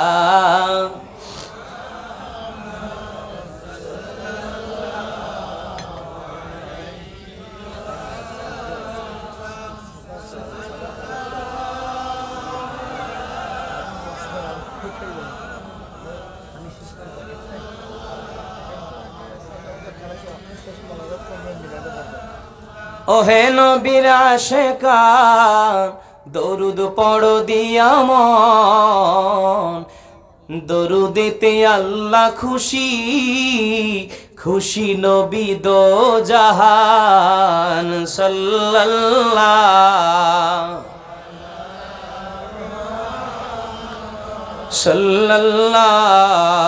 আলাইহি সাল্লাল্লাহু।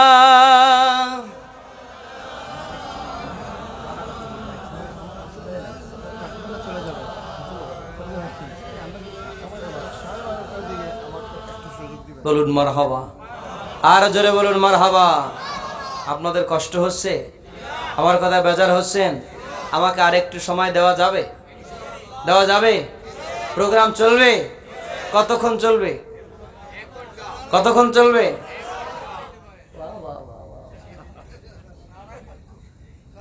মদিনায় যেতে মনে চায়? জোরে কোন চায়? আর জোরে বলেন চায়?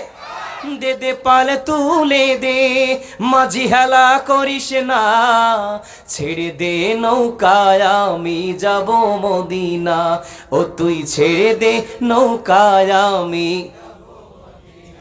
দে দে পাল তুলে দে, মাঝি হেলা করিস না, ছেড়ে দে নৌকায় আমি যাব মদিনা। একবার ছেড়ে দে নৌকায় আমি। দুনিয়ায় নবী এলো মা মিনার ঘরে, হাসিলে হাজার মানিক কাঁদিলে মুক্তা ঝরে। দুনিয়ায় নবী এলো মা মিনার ঘরে, হাসিলে হাজার মানিক কাঁদিলে মুক্তা ঝরে। ও দয়াল নবী, ও নবীজি, দয়াল নবী যার সাথে তার কিসের ভাবনা, দয়াল নবী যার সাথে তার কিসের ভাবনা। আমার হৃদয় মাঝে কাবা, নয়নে মদিনা, আমার হৃদয় মাঝে কাবা, নয়নে মদিনা। দে দে পাল তুলে দে, মাঝি হেলা করিস না, ছেড়ে দে নৌকায় আমি যাব মদিনা। একবার ছেড়ে দে নৌকায় আমি। বলেন মারহাবা। আরো আওয়াজ তুলে চিৎকার মেরে বলেন মারহাবা। নবীর মুহাব্বতে আওয়াজ দিয়ে বলি ইয়া রাসূলুল্লাহ। ভাইরা আমার, আমল যদি কবুলযোগ্য আমল হতে হয়, এক নাম্বার শর্ত হলো নিয়তটা করতে হবে ভালো। কথা কন না কেন? বান্দার আমলের নিয়ত যদি ভালো হয় তো বান্দার আমলটা ভালো হবে। বান্দার নিয়ত যদি হয় ভেজাল, বান্দার আমল হয়ে যাবে ভেজাল, আমল হয়ে যাবে ভেজাল। এজন্য ইমাম বুখারী রাহমাতুল্লাহ আলাইহি আল জামিউ সহিহুল মুসনাদুল মুখতাসারু মিন উমুরি রাসূলিল্লাহ সাল্লাল্লাহু আলাইহি ওয়াসাল্লাম ফি সুনানিহি ওয়া আইয়ামিহি, এটা হলো বুখারী শরীফের নাম। এই বুখারী শরীফের ভিতরে প্রথম যে হাদিস খানা নকল করলেন, ইন্নামাল আ'মালু বিন্নিয়াত। বান্দার নিয়ত থাকতে হবে কি ভালো না খারাপ? জোরে আওয়াজ করে বলুন তো, নিয়ত থাকবে ভালো না খারাপ? যারা বক্তার নিয়ত থাকবে ভালো না খারাপ? যারা শুনবে তাদের নিয়ত থাকবে ভালো না খারাপ? যারা আয়োজন করবে তাদের নিয়ত হইতে হবে ভালো না খারাপ? এখন এই জায়গায় বড় ভেজাল ঢুকে গেছে। যারা আয়োজক চিন্তা করে বিশাল ভাইরাল বক্তা আনবো, উড়াইয়া আনবো, ঘুরাইয়া পাঠাবো। কথা কন না কেন? বক্তা আসবে, উড়িয়া যাইবে, আবার ঘুরিয়া 60 মিনিট বসিয়া 60,000 টাকা নিয়ে যাবে চলিয়া। কথা কন না কেন? আয়োজক চিন্তা করে যদি বক্তা বড় হয় তো কালেকশন ভালো হবে, আমাদের ফান্ডে 2 লাখ টাকা থাইকে যাবে। বক্তাও চিন্তা করে মাগারে যাব তো উড়িয়া, আসবো তো ঘুরিয়া, 60 মিনিটে 60,000 টাকা পাইয়া যাব। কোন মতে 60 মিনিট টাই একদম ঘড়ি ধরা টাই 60 মিনিটে ওয়াজ শেষ। আছে না নাই? কথা বলেন আছে না নাই? আমি বলি ওটা বক্তা না, ওটা কন্ট্রাক্টর। ওটা বক্তা না, ওটা কন্ট্রাক্টর। আর জোরে কান ঠিক না বেঠি? আল্লাহ তোমার সিনার ভিতরে কোরআনের নূর দিয়েছেন, নবীর সুন্নাতের নবমী দিয়েছেন। আলেম তোমার দায়িত্ব হলো প্রচার করে যাওয়া। তুমি কন্টাক্ট করে মাহফিল করো, তুমি কন্ট্রাক্টর, তুমি আলেম নামের কলঙ্ক সমাজে। চিৎকার মেরে কান ঠিক না বেঠি? একটা গর্দব কিছুদিন আগে গুম হয়েছিল। এই গর্দব আবার কিছুদিন আগে 45 মিনিট ওয়াজ করবে, 30 মিনিট করে 45 না 50,000 টাকা আলাদা একদম স্টেজে সাইজ করে দিয়েছে আহম্মকরে। জেনারেল একটু মিনারেল হয়ে গেছে, কি যেন জানে। হায় হায়। আর আমরাও আছি তো সেই, বললে কথাটা একটু কেমন শোনায়। বাঙালি আমরা আছি শুধু হুজুগে বাঙালি। একদিকে 10 জন ঢুকছে, সেখানে আরো 50 জন হাজির, কি যেন দেখা যায়, আসলে কিছু নেই। কথা কন না কেন? যারা আয়োজক তাদের নিয়ত লাগবে ভালো। বর্তমান চলছে হলো যারা আয়োজক তাদের নিয়তের মধ্যে ভেজাল, যারা বক্তা হিসেবে আসে তাদের অধিকাংশ নিয়ত ভেজাল, আর যারা শুনতে আসে তাদের নিয়ত ভালো না। মনে করে হুজুর যদি জমাইতে পারে, একটু হাসাইতে পারে, একটু কাদাইতে পারে, একটু ড্যান্স দেওয়া হইতে পারে, একটু কমেডি করতে পারে, যদি ওয়াজ জমে তো কিছু সময় থাকবো, আর যদি দেখি যে না ওয়াজ তো জমতেছে না, তার শেষের দিকে যেহেতু তাবাররক সাহেব হুজুরি আছে শেষে, কেউ তাবাররক সাহেবের আনার জন্য শেষে যাব। কথা কন না কেন? কিন্তু একজন শ্রোতা যদি চিন্তা করত আমি আলেম ওলামাদের জবান দিয়ে কোরআন সুন্নাহর যে আলোচনাগুলো শুনবো, আমি কলবে ধারণ করব, আমলে পরিণত করব, তাহলে ময়দানটা আমলে অভাব থাকতো না। মসজিদে ফজরের নামাজে ইমাম সাহেব দেখতেছে, মুয়াজ্জিনও আমি, ইমামও আমি, মুক্তাদিও আমি, আজান করি আমি, মসজিদ খুলি আমি, তালা খুলি আমি, ওযু করি আমি, সব আমি একা। আমি একাই, এভরিথিং ইন ওয়ান। কথা কন না কেন? আর কমিটি তো মাশাআল্লাহ শুধু শুক্রবার যায় মসজিদে ভাসান না, এরকম একদম কমিটির বিশাল মোটা তাজা লোক, সব শুক্রবার যায় প্রথম কাতারে ইমাম সাহেবকে ভুল ধরার জন্য সব সময় এরকম। কথা কন না কেন? ওই সপ্তাহে নামাজ পড়ে এক ওয়াক্ত, প্রত্যেক দিন গাঁজা খায় 3 ওয়াক্ত। মসজিদ সবচাইতে ভালো জায়গা। এই মসজিদে যারা সভাপতি সেক্রেটারি হবে, সমাজের সবচাইতে ভালো মানুষকে বানানো দরকার। আরো জোরে কান ঠিক না বা ঠিক? মসজিদ পৃথিবীর সবচাইতে ভালো জায়গা।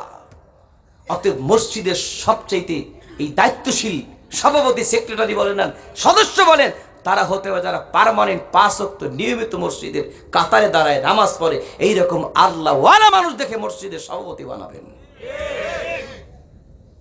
অবশ্য আপনাদের এলাকার মসজিদগুলোতে কমিটি ভালো থাকতে পারে, আমি জানি না, কিন্তু এই পেটে তো সারা বাংলাদেশের ডাইল কম বেশি আছে, সব জেলার ডাইল আছে এখানে, যার কারণে সব দেশে, সারা দেশের অবস্থার আলোকে আমি আপনাদের কাছে কথাটি বললাম। কি কষ্ট পেয়েছেন প্রিয় সুধী ভাইরা আমার?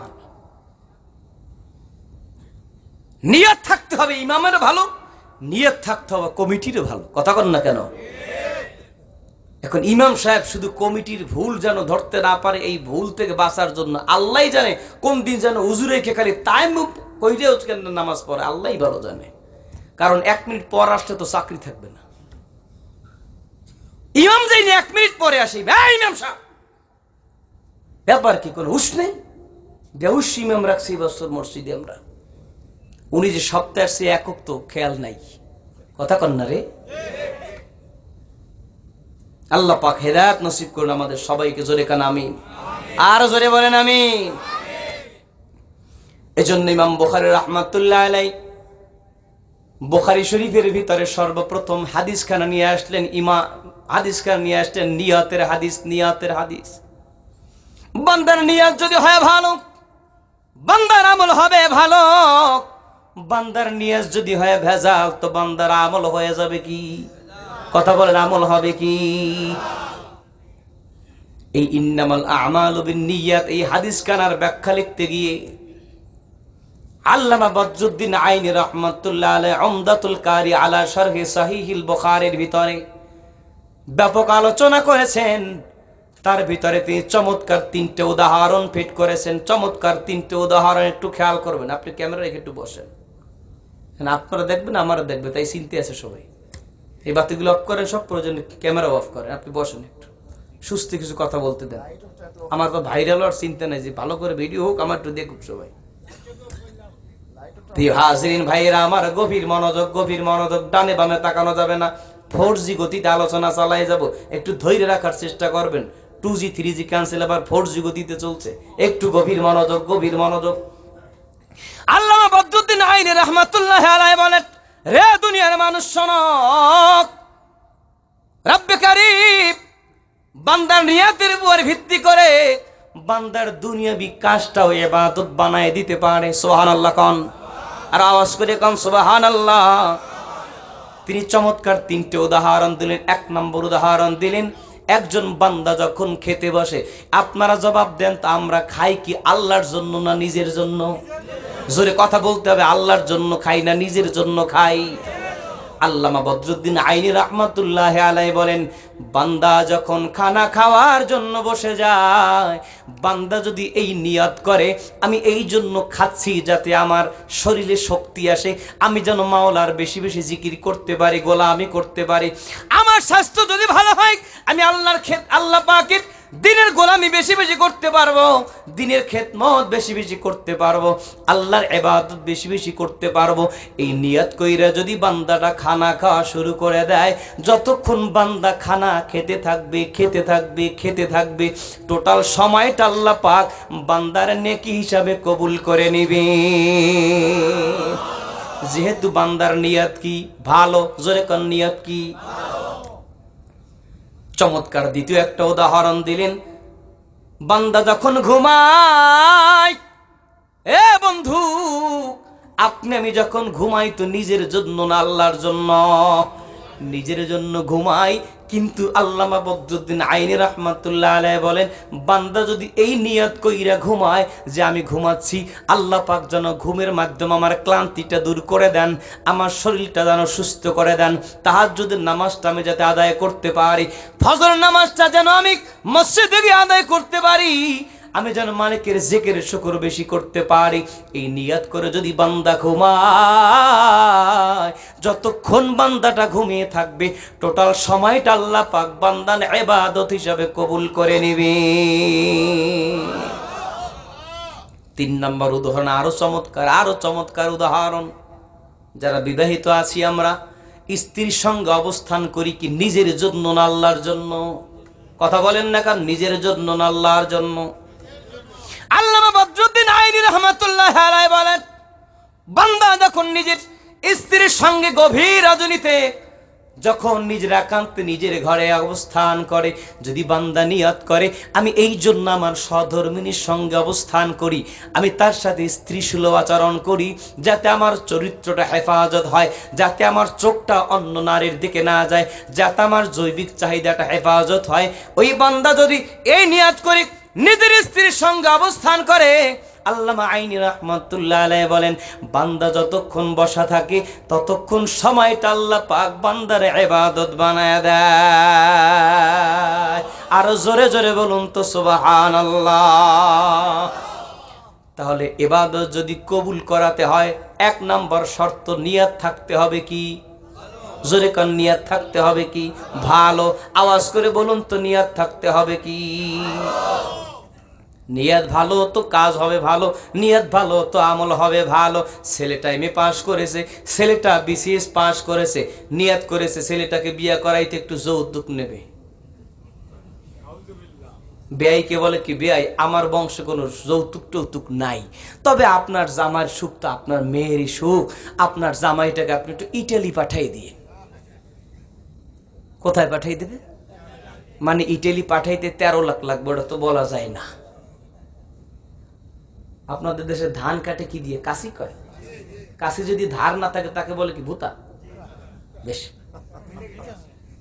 গেছি কুমিল্লাকে, তারা বলে ধোতা, এদেশে বলে ভূতা। বা বুঝলেই হলো যে ধোতা হোক আর ভোতা হোক। বিয়াইকে বলতেছে, বিয়াই রে আপনার জামাইদের জন্য আমি তো, আমার বংশ তো আবার যৌতুক টৌতুক নাই, এই জন্য আমি তো যৌতুক চাইতে পারি না, আপনার জামাইটাকে আপনি কোথায় পাঠাই দিন? একটু ইটালি পাঠাই দিন। বেআইটাকে মনে হয় যেন সেই ভোতা কাশি দিয়ে জবাই করছে কায়দা করে। কথা কয় না রে ভাই? ওই পুত্রবধূ যেই না ঘরে আসে, মাগো এইটা করো তো, পারবো না, ওইটা করো তো, পারবো না, এইটা করো তো, এটা ভ্যান ভ্যান করেন কেন? আমার সাথে কথাবার্তা বুঝে শুনে বলবেন। সুকেশ আমার বাবার টাকার, ফ্রিজ আমার বাবার টাকার, আলমারি আমার বাবার টাকার, আমার সাথে কথাবার্তা ঠিক মতো বলবেন। তখনই আমাদের এই জিহাদি হুজুরের কাছে যায়, হুজুর একটু পানি পরা দেন, আমার বৌমার মাথা গরম। কথা কন না রে, বৌমার একটু মাথা গরম, একটু পানি পরা দেন। সারা জীবন পানি পড়া কেন? পানি যদি বঙ্গোপসাগরে সব পানি পইরে যদি খাওয়াইয়া দেয়, যেহেতু পয়লায় নিয়তের মধ্যে ভেজাল ঢুকছে, ভেজাল 5 লাখ টাকা সুদই না, ওই বাড়ির মেয়েটাকে এই বাড়ির পুত্রবধূ বানিয়েছেন, নিজের ছেলেটাকে 5 লক্ষ টাকায় বিক্রি করছে। কথা কন না কেন? গত 3 বছর আগে ঢাকাতে একটা কোরবানি গরু বিক্রি হয়েছে 14 লাখ টাকা। কত? আর ওই লোকটা আরেকবারই মেয়ে আনার জন্য নিজের ছেলেকে বিক্রি করছে মাত্র 5 লাখ টাকায়। তার ছেলেটার দাম গরুর চাইতেও কম হয়ে গেছে।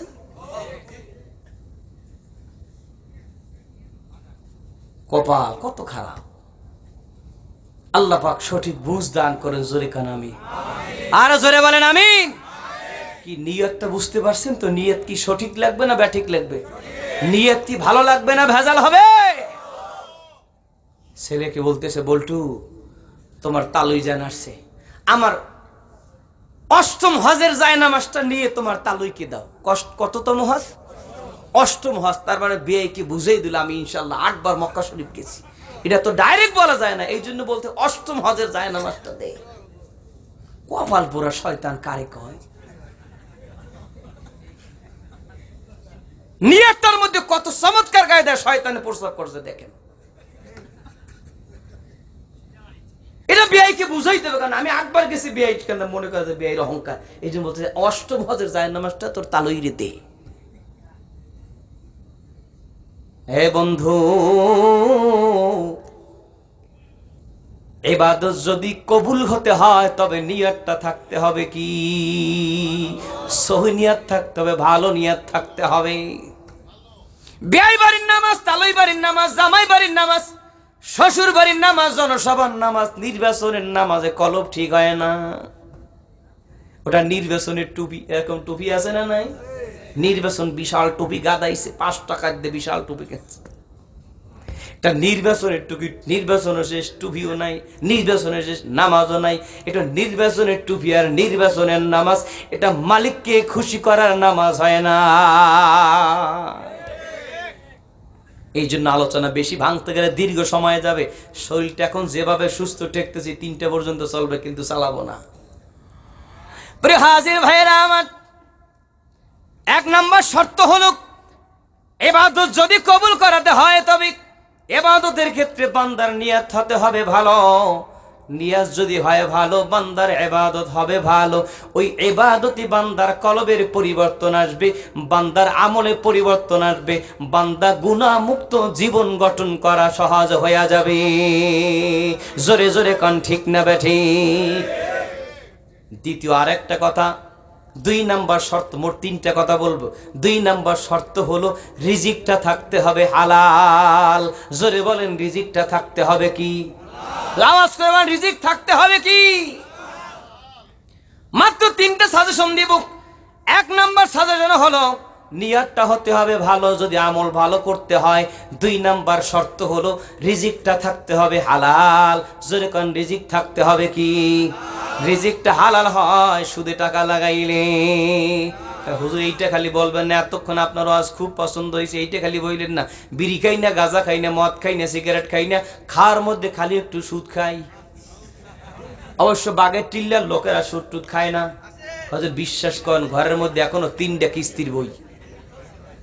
হুজুর কিস্তির বই একটা না 3টা ঘরে, বেশি নাই।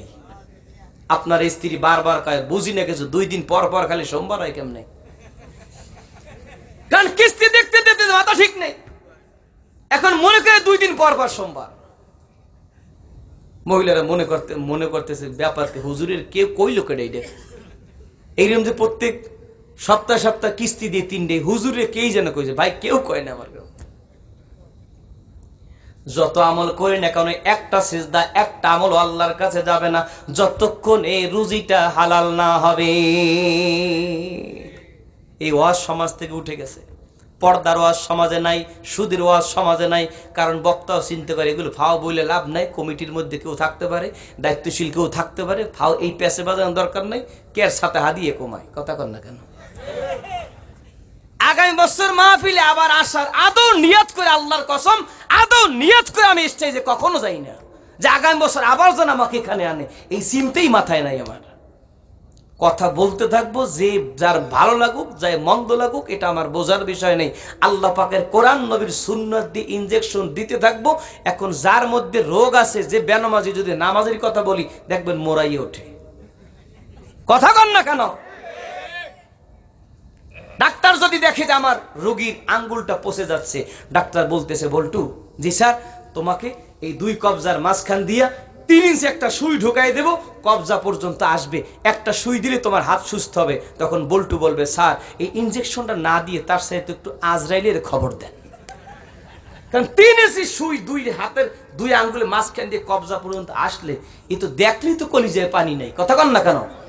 ডাক্তার চিন্তা করে, এই কম্পাউন্ডার ধর পারাইয়া, কম্পাউন্ডার হাতটাকে ঠেসে ধরেছে, কম্পাউন্ডার দুইজনে দুই দিক দিয়ে ধরছে, ডাক্তার তো গোপাল ডাক্তার সাহেব দেশে তো আঙ্গুলের ফাঁকা দিয়া ইনজেকশন পুশ করিয়া কিছুক্ষণ পরে বলতেছে, এই বল্টু হাতটা কেমন লাগে? কয় স্যার আগের চাইতে একটু ভালো লাগে। 3 দিন পর বলে, বল্টু এখন কেমন লাগে? কয় স্যার আগের চাইতে আরো ভালো লাগে। 1 সপ্তাহ পর বলে, এখন কেমন লাগে? কয় স্যার এখন তাল গাছ ফাটানো যায়, কলা গাছ ভাঙা যায়। এখন ডাক্তার যদি চিন্তা করতে আমার রোগী কান্না শুরু করছে, না তাহলে ইনজেকশন আর দেওয়া যাবে না, বল্টুকে সুস্থ হইতো না, আঙ্গুল না এই হাত পচে যেত, কথা কয় না রে? ঠিক তেমনি করে হাক্কানি ওলামায়ে কেরাম কোরআন ও সুন্নাহর যখন ইনজেকশন মারে, দেখবেন সুদখোরের গায়ে লাগে, ঘুষখোরের গায়ে লাগে, বেনামাজির গায়ে লাগে, জিনাখোরের গায়ে লাগে, কিন্তু ওই গায়ে যদি লাগায় নিতে পারে, কোরআন ও সুন্নাহর ইনজেকশন যদি বডির ভিতরে ঢুকায় নিতে পারে, ওই বডিটা আল্লাহর জান্নাতের উপযুক্ত হয়ে যাবে।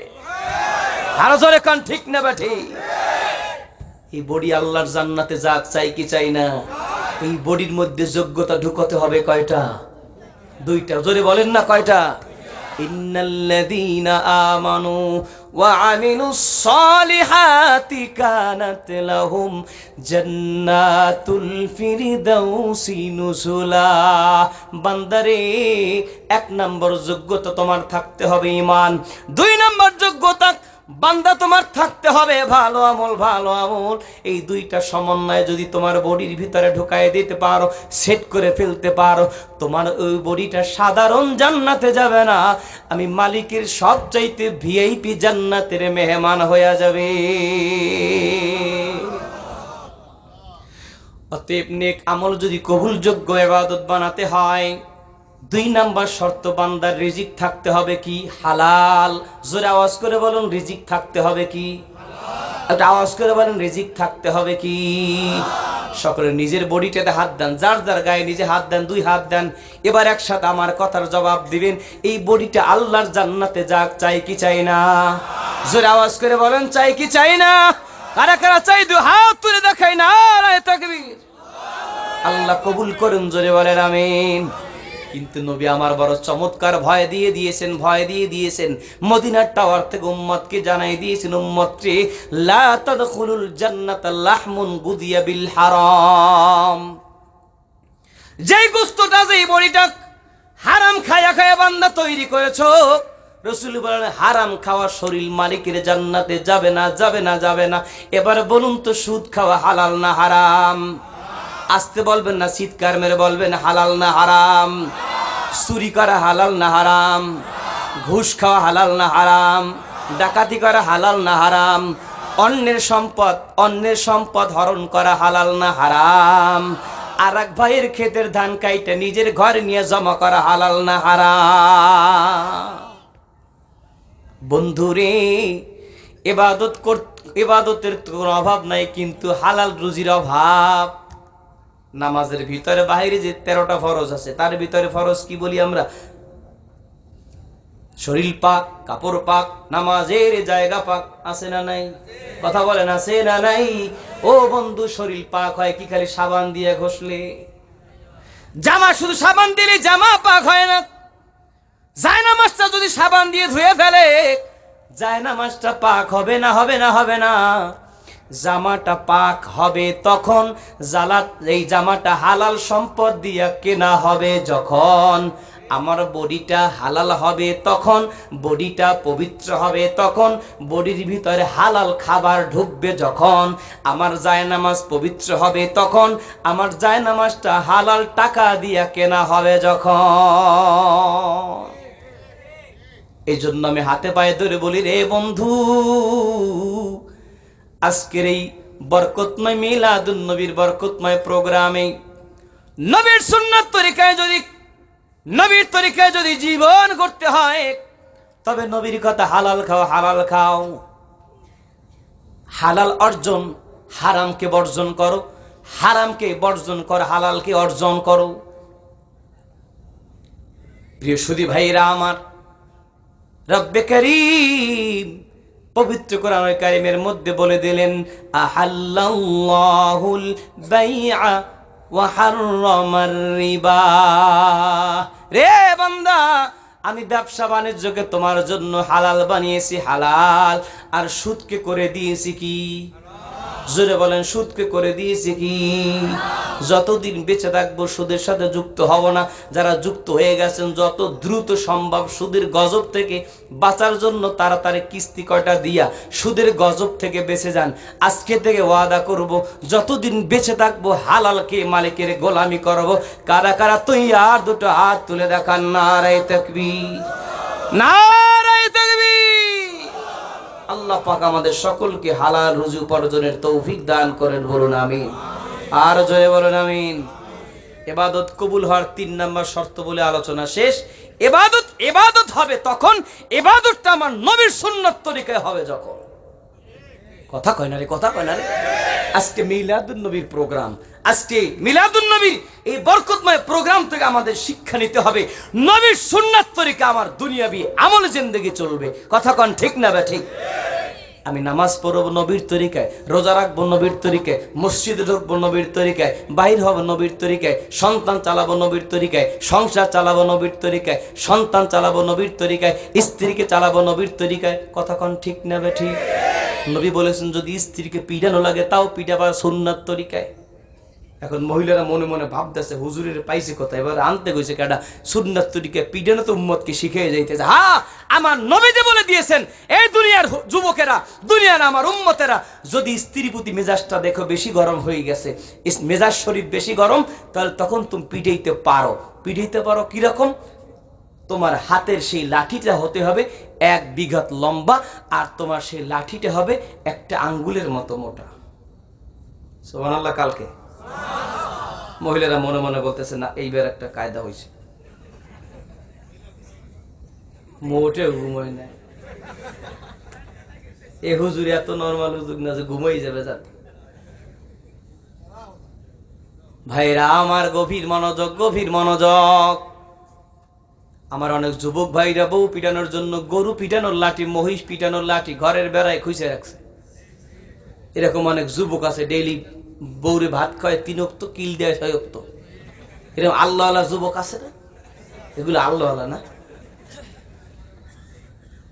এইগুলার মতো অভদ্র আর অথর্ব যুবক আর সমাজে নাই, যেটা বউ কিলে। বলবেন কেন? আমি বলি, দোস্ত, তোমার স্ত্রী তোমার কাছে আমানত। তোমার স্ত্রী তার মাকে রেখে, বাবাকে রেখে, ভাইকে রেখে, বোনকে রেখে, আত্মীয় স্বজন সবাইকে রেখে তোমার মতো একটা অপরিচিত যুবকের হাত ধরে তোমার বাসায় এসেছে তোমার কিলগুতা খাইতে, না তোমার ভালোবাসা পাইতে। কথা কন না কেন রে ভাই রে? একটু জোরে বলেন যে ঠিক না বা ঠিক? মহিলা শূন্য বুঝবে যে নামাজে তাসির হইতেছে, আজকে থেকে মনে হয় ভালো ভাইবে আর কিলগুতা দেবে না। একটু জোরে কন ঠিক না বা ঠিক? বেশ, যাই হোক প্রিয় সুধী, রাসূল বলেছেন, যদি স্ত্রীকে মারতে হয় লাঠি বানাবা 1 বিঘা লম্বা, হবে আঙ্গুলের মতো মোটা। এবার আপনারা জবাব দেন তো, 1 বিঘা লম্বা আঙ্গুলের মতো মোটা লাঠি নিয়ে যদি স্ত্রীকে মারতে যায়, এ কি মারামারি হবে না হাসাহাসি হবে? নবী কেমন নবী, কেমন নবী! উম্মতের নারী পুরুষ স্বামী স্ত্রীর মাঝে যেন ভালোবাসা বাড়ে, সংসারে যেন অশান্তি দূর হয়ে যায়, শান্তির বাতাস যেন সংসারের ভিতরে বয়ে যায়, দুনিয়া থেকে অশান্তি দূর হয়ে যেন শান্তি আসে। এই জন্য আল্লাহ পাক তার দোস্তকে জগতের মাঝে পাঠিয়েছেন। জোরে জোরে কান সুবহানাল্লাহ। এবার আলোচনা শেষ প্রান্তে চলে এসেছি। নামাজ পড়তে হবে সুন্নাত তরিকায়, রোজা রাখতে হবে সুন্নাত তরিকায়, হজ করতে হবে সুন্নাত তরিকায়, ইবাদত বন্দেগী করতে হবে কার তরিকায়? সুন্নাত তরিকায়। নবীর সুন্নাত তরিকায় যদি ইবাদত হয়, ওই ইবাদতটা আল্লাহর কাছে ইবাদত বলে গণ্য হবে। ছোট্ট একটা হাদিস পেশ করে দেই। নবী একদিন মসজিদ নববীতে বসে আছেন, একজন সাহাবী মসজিদ নববীতে ঢুকে 2 রাকাত নামাজ আদায় করলেন। সাহাবী যেই না চলে যাচ্ছেন, রাসূল পিছন থেকে ডাক দিলেন, ইয়া গোলাম ইরজি ফাসাল্লি ফাইন্নাকা লাম তুসাল্লি। হে সাহাবী, ফিরে আসো, তুমি নামাজ পড়ো, তুমি তো নামাজ পড়ো নাই। সাহাবী আবার চলে আসলেন, আবার নামাজ পড়লেন। নবী বললেন, যেই চলে যাচ্ছেন রাসূল আবার ডাক দিলেন, ফিরে আসো, আবার নামাজ পড়ো, কারণ তুমি নামাজ পড়ো নাই। আমাদের নজরে বসতেছি সাহাবী নামাজ পড়ছে কি পড়ে নাই। আমরা তো দেখতেছি নবী সাহাবী নামাজ পড়ছে, কিন্তু রাসূল বললেন তুমি নামাজ পড়ো নাই। কেন বললেন নামাজ পড়ো নাই? বলেছেন এই জন্য, রাসূল এই জন্য উম্মতকে বলেছেন, উম্মত রে সল্লু কামা রাআইতুমুনি উসাল্লি, নামাজ পড়ো তেমন আমি রাসূলকে পড়তে দেখো যেমন। জোরে বলেন সুবহানাল্লাহ। এই জন্য উম্মতের ইবাদত যদি সুন্নাত তরিকায় হয়, উম্মতের ইবাদত যদি সুন্নাত তরিকা হয়, সেইটা হবে ইবাদত। সুবহানাল্লাহ কোন, আর জোরে কোন সুবহানাল্লাহ। আমার ইচ্ছে মতো তরিকায় সুন্নাত হবে না, সুন্নাত হবে নবীর তরিকাটার নাম হবে সুন্নাত। কথা কন না কেন? হক্কানি আউলিয়া কেরাম, হক্কানি পীর মাশায়েখ আমাদেরকে নবীজির সুন্নাত একটা একটা করে শিখিয়েছেন। কথা কন ঠিক, আরো জোরে কান ঠিক না ঠিক? আমি অধমটি সারসিনা দরবার শরীফ থেকে আপনাদের এখানে এসেছি। আমার সেই সারসিনা দরবারের পীর মরহুম শাহ সুফি আবু জাফর মুহাম্মদ সালেহ রাহমাতুল্লাহ আলাইহি, তিনি তার নসিহতের মধ্যে তার ভক্তদেরকে বলতেন, বাবা তুমি তোমার মাথার তালু থেকে পায়ের তালু পর্যন্ত নবীর সুন্নাত দিয়ে সাজাও, তুমি দেখবে আল্লাহ পাক তোমার কলমের ভিতরে, আল্লাহ পাক তোমার হৃদয়ের ভিতরে ইশকে মুহাব্বত পয়দা করে দিয়েছেন। নবীর সুন্নাতের নূর দিয়া তোমার কলবে আল্লাহ পাক তাকওয়ার নূর পয়দা করে দিবেন। আর জোরে কোন সুবহানাল্লাহ। নবীর সুন্নাত তরিকে বান্দার চেহারা, বান্দার শরীরের, বান্দার জীবনের আলো বাড়ে না কমে? কথা বলেন, বাড়ে না কমে? ওয়াজ করব না, ওয়াজ এবার একটু দেখাবো। ওয়াজ একটু দেখাই শেষ করব, একটু ওয়াজটা দেখাই। ওয়াজ আমি করব না এখন, ওয়াজ একটু দেখাই। নবীর সুন্নাত তরিকায় যে আলো বাড়ে, সে একটা আলোটাকে একটু দেখাই। কেউ মনে কষ্ট নেবেন না, 10 সেকেন্ডের জন্য সবার মাথাটাকে খালি করেন। কান টুপি থাকলে মাথা থেকে নামান, কানের মাফলার থাকলে নামান, টুপি থাকলে নামান। সবার মাথাটাকে একটু 10 সেকেন্ডের জন্য একটু খালি বানান। কারো মাথায় টুপি রাখবেন না, কারো মাথায় কান টুপি রাখবেন না, মাথাটাকে খালি করেন। সবাই মাথার টুপি দাগ থাকলে, রুমাল থাকলে সব হাতে নেন, হাতে নেন, হাতে নেন। এবার ময়দানে তাকায় বলেন তো ভাই, ময়দান কালো না আলো? একটু তাকান, তাকান, ডানে ভাবে তাকান, ডানে ভাবে তাকান, বলেন তো ময়দান কালো না আলো? নবীর সুন্নাত তরিকা ডুবি মাথায় লাগান, তাড়াতাড়ি মাথায় দেখান, তাড়াতাড়ি মাথায় লাগান। এবার ময়দানে তাকায় দেখেন তো দোস্ত, ময়দানটা কালো দেখা যায় নাকি আলো দেখা যায়? মনে হয় যেন আমার আল্লাহ তার হাবিবের সুন্নাতের নূর দিয়া এই বাগের টিল্লা জামে মসজিদ সংলগ্ন ময়দানটাকে আল্লাহ পাক নুরানি বানায় দিয়েছেন। জোরে জোরে বলেন সুবহানাল্লাহ। অতএব প্রিয় সুধী, আপনারা যারা সেই সারসিনা দরবার শরীফের নাম শুনেছেন, অনেকে গিয়েছেন বা জান নাই, নাম শুনেছেন, আপনাদের দাওয়াত সারসিনা দরবার শরীফে বছরে 3 বার মাহফিল হওয়া গ্রহণ, 14, 15, 16 মাঘ মাসের 16, 17, 18, ফাল্গুন মাসের 27, 28, 29 ফাল্গুন সারসিনা দরবার শরীফের বার্ষিক 3 দিন ব্যাপী ইসালে সওয়াব মাহফিল হয়। আপনাদের সকলের সারসিনা শরীফের হযরত পীর সাহেব হুজুর কেওলার পক্ষ থেকে আপনাদের কাছে দাওয়াত জানাচ্ছি, আপনারা আসবার চেষ্টা করবেন। আল্লাহ পাক যতটুকু আমল হলো আমাকে আমল করবার, আপনাদেরকে আমল করবার তৌফিক দান করুন। সকলে আওয়াজ তুলে বলুন আমিন। মুহাব্বতের সাথে বলুন সাল্লাল্লাহু আলা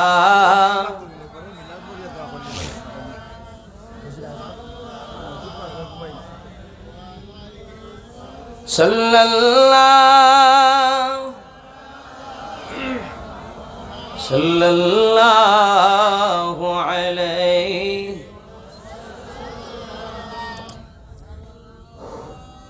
আলহামদুলিল্লাহ।